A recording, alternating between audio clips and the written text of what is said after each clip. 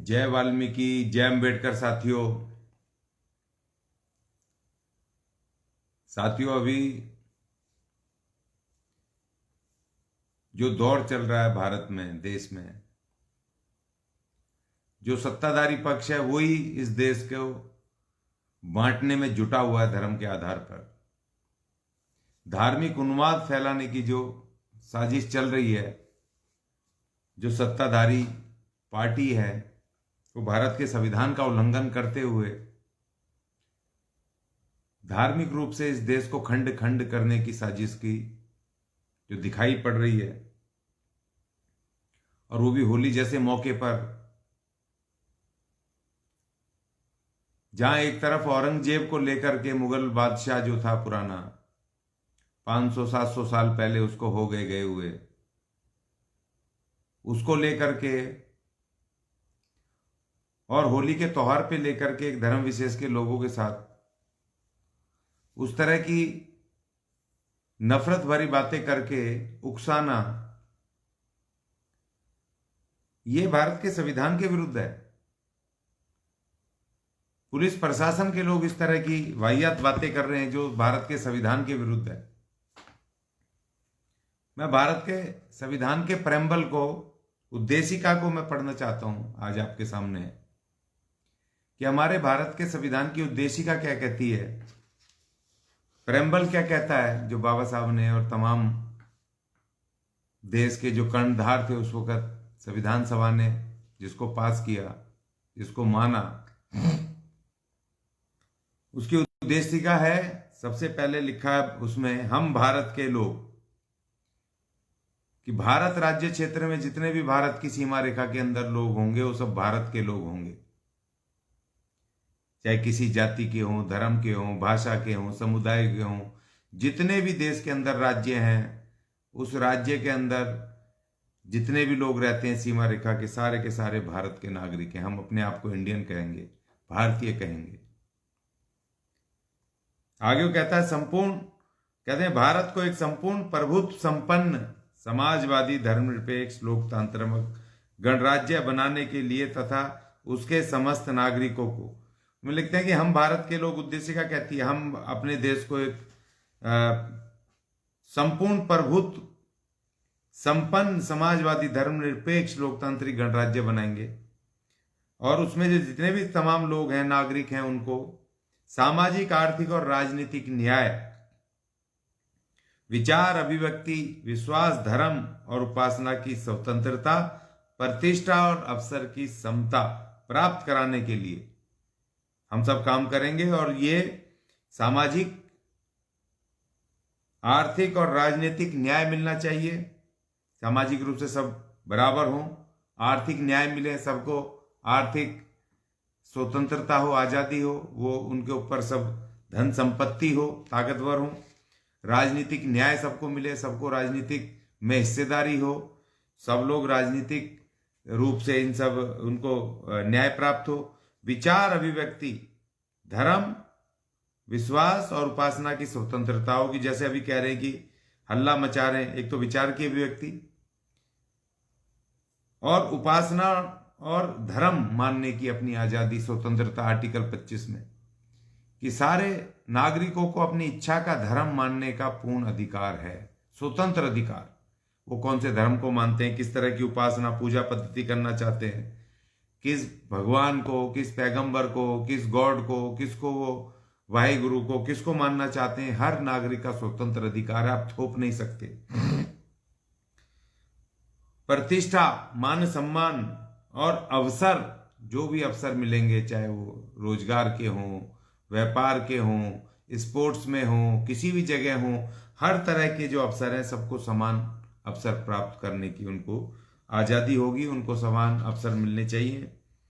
और उसके साथ वो कहते हैं तथा उन सब में व्यक्ति की गरिमा और राष्ट्र की एकता और अखंडता, कि एक निजी रूप से एक नागरिक को जो उसकी व्यक्ति के रूप में उसकी गरिमा, आत्मसम्मान उसको हासिल होना चाहिए, और राष्ट्र की एकता और अखंडता और देश की एकता, आपसे आपस में एकता होनी चाहिए, जिससे कि राष्ट्र की एक ताकत बने, अखंडता हो जिसमें कि, सुनिश्चित करने वाली बंधुता और उसको सुनिश्चित करने वाली एकता को बनाने वाली बंधुता, प्रेम भाव, आपस में सब में भाईचारा होना चाहिए, उसको बढ़ाने के लिए दृढ़ संकल्प होकर अपनी इस संविधान सभा में आज दिनांक 26 नवंबर 1949 को एदत द्वारा इस संविधान को अंगीकृत, अधिनियमित और आत्मसमर्पित करते हैं। भारत की संविधान सभा ने इतनी खूबसूरत उद्देशिका कि इस संविधान का उद्देश्य यह है कि सारे नागरिक भारत के नागरिक हैं, किसी भी जाति के, धर्म के, समुदाय के,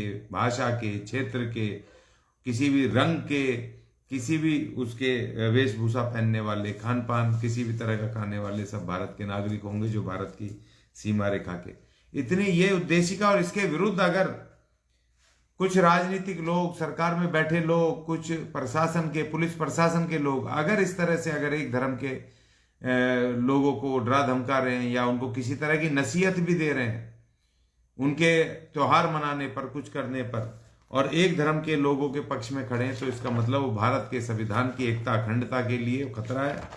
देश के, भारत के संविधान के विरुद्ध वो बात कर रहे हैं। और मैं देखता हूं बहुत सारे लोग जी वो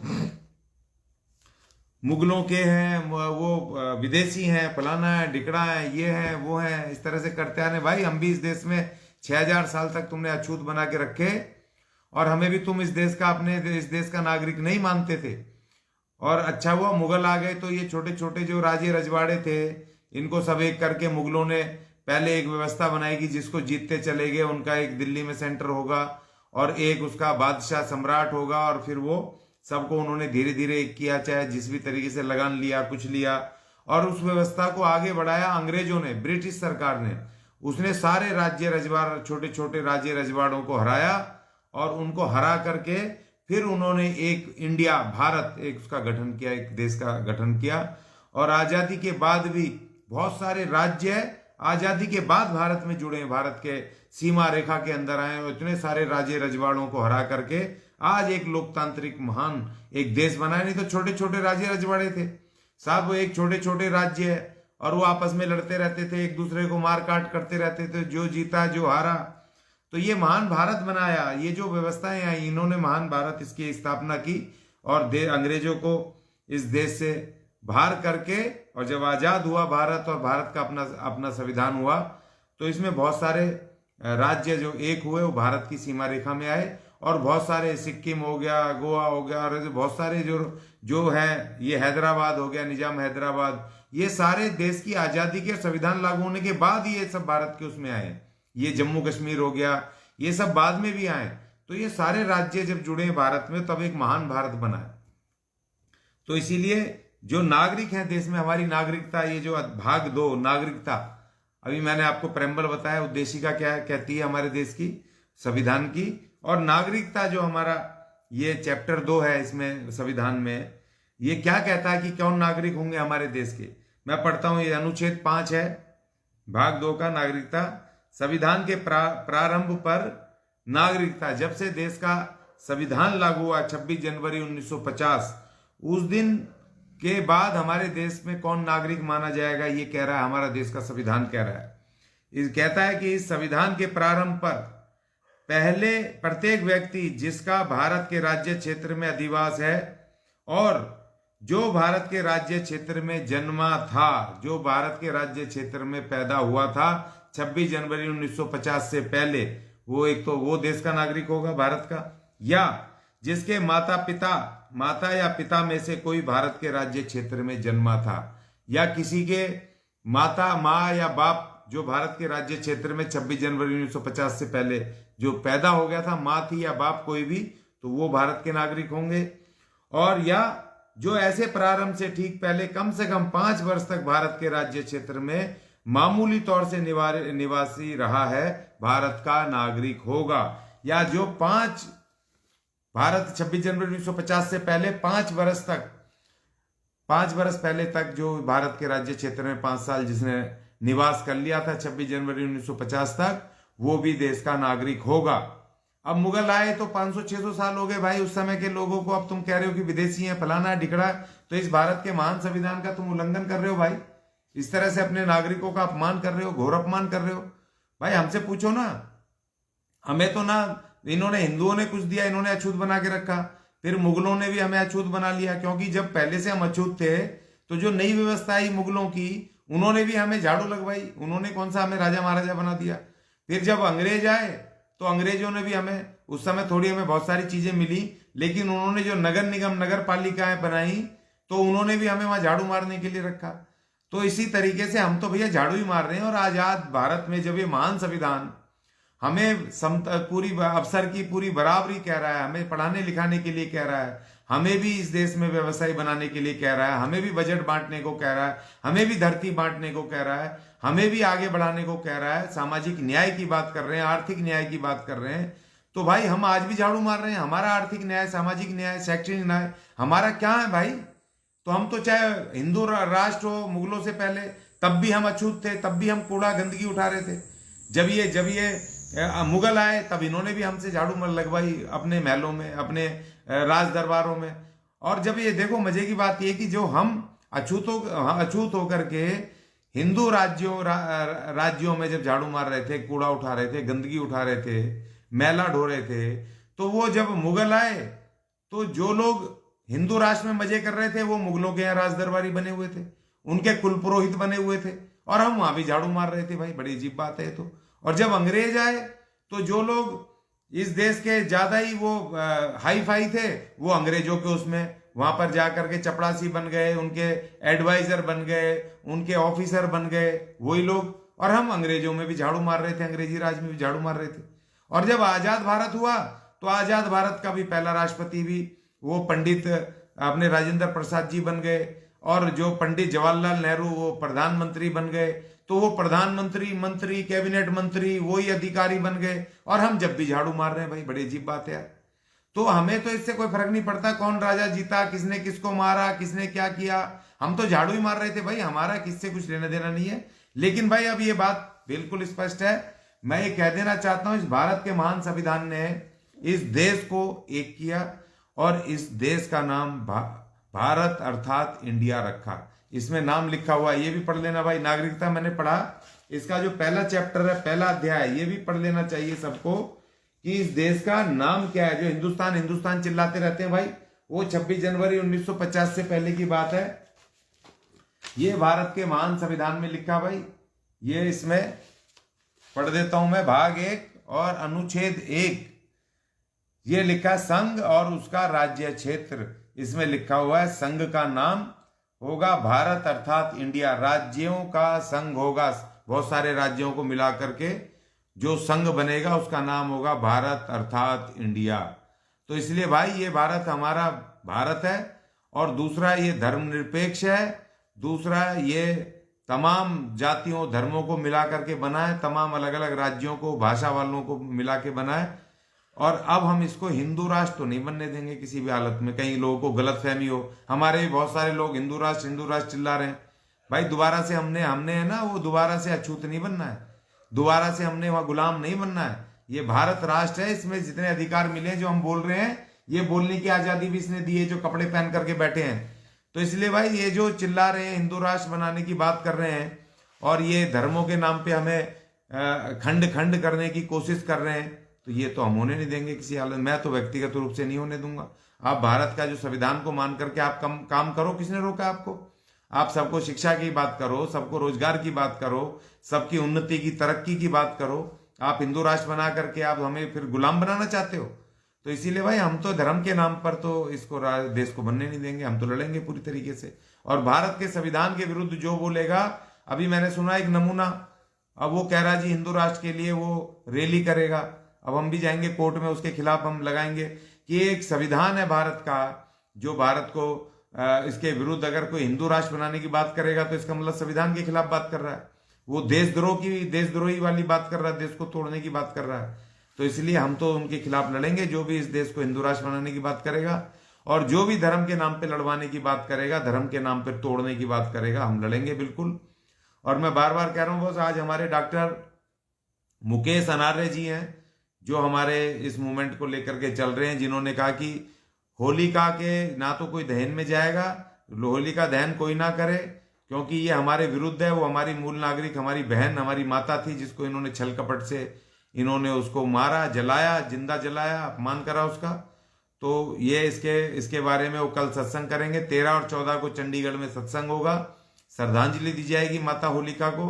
और कोई भी व्यक्ति होली के नाम पे हुड़दंग ना करे हमारा, किसी भी तरीके से किसी दूसरे लोग को जो होली नहीं खेलना चाहते, रंग नहीं लगाना चाहते, चाहे अपना हो, किसी दूसरी जाति का हो, धर्म का हो, किसी को फोर्सफुली रंग नहीं लगाएंगे।